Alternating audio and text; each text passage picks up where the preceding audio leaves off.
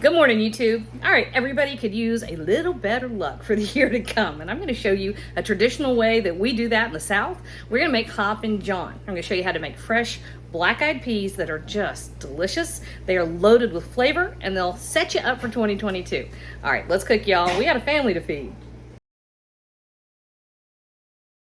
I don't know about y'all, but I am all about saying farewell and good riddance to 2021.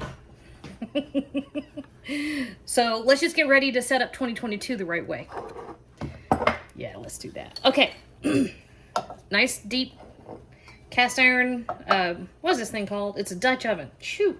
All right, now this is about 1.5 cups, maybe 2-ish cups of diced smoked hog jowl. You can use any kind of smoked product that you would like.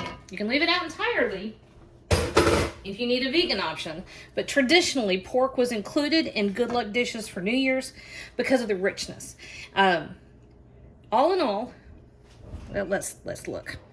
All in all, black-eyed peas represented coins.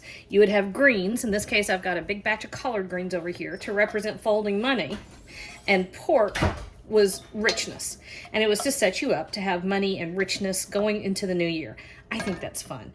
There have been traditions using beans and greens in this way coming out of West Africa and Germany both. Nobody quite knows exactly, what made it take off. I say, who cares? It's delicious. Let's do it. All right, so all I'm doing here is giving it about 2 or 3 minutes to let the pork start to render.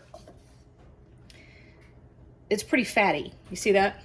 It's not going to render all the way, but it will begin to render a little bit. If my pot will get hot enough. If you want to, you can use a ham hock. You can use bacon if you want.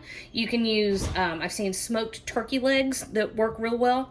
Any of those are options, and this would be the first step no matter what you do. All right, so let this render for just a minute, and then we'll be back. All right, so I don't know how close you can see. Can you see? Not a ton of fat has rendered, and I can't remember now all the scientific names for it, but this is not the same kind of fat. This never will render out completely. It would continue to release a little more fat, but it's the composition of what type of fat this is. It won't just melt, okay? I should go look that up. But it has let loose some, and so we're adding half of an onion.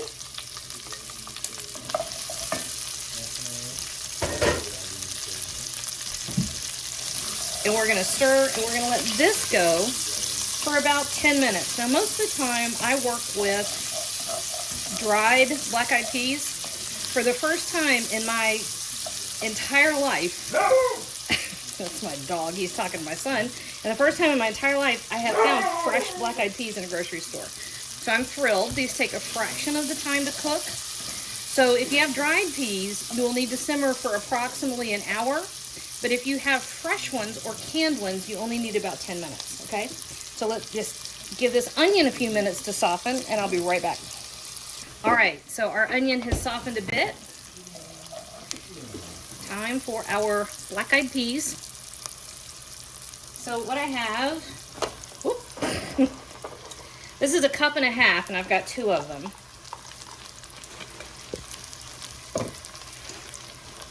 Normally, I only get fresh butter beans or peas or what have you in the summer. So I was very excited over finding that in the grocery. And then we're gonna add about 6 cups of liquid. That's 4. You know what?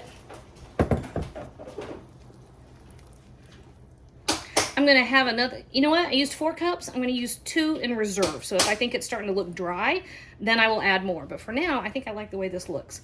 So a teaspoon of black pepper, a couple of teaspoons of kosher salt, and about half a teaspoon of red pepper flake.